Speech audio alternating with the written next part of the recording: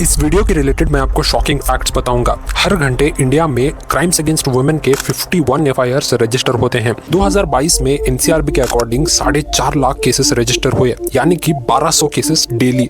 दिल्ली में highest crime rate है, making it the most unsafe city for women. Data सब कुछ कह रहा है। रोजाना एवरेज 85 क्राइम्स होते हैं और शॉकिंग बात यह है कि 89% ऑफ द केसेस में एक्यूज्ड विक्टिम का पहचान वाला निकलता है।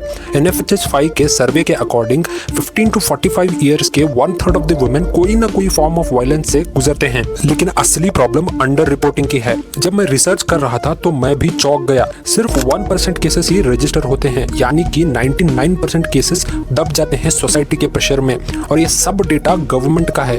और जो रिपोर्ट होते हैं उनका क्या? दिल्ली में कन्विक्शन रेट सिर्फ 4% का है। पूरे देश में आधे केसेस तो इन्वेस्टिगेट ही नहीं होते और आधे ट्रायल में अटक जाते हैं। निर्भया फंड बनाया, फास्ट ट्रैक कोर्ट्स बनाए, लेकिन इम्प्लीमेंटेशन आधा अधूरा। यहाँ तक कि 1/3 ऑफ द सीट्स पार्लियामेंट में वुमेन के लिए रिजर्व्ड है, लेकिन उनकी सेफ्टी सड़क पर अभी भी खतरे में है। ये सिर्फ गवर्नेंस फेलियर नहीं बल्कि मॉरल क्राइसिस है। जब तक सोसाइटी विक्टिम ब्लेमिंग और पेट्रियार्की को छोड़कर जेंडर इक्वालिटी को एक्सेप्ट नहीं करती, तब तक ना कोई लॉ वर्क करेगा ना कोई पॉलिसी वर्क करेगी। हमारे देश में वुमेन को पूजा जाता है, लेकिन दूसरी तरफ ऐसे भयानक क्राइम्स हो रहे हैं।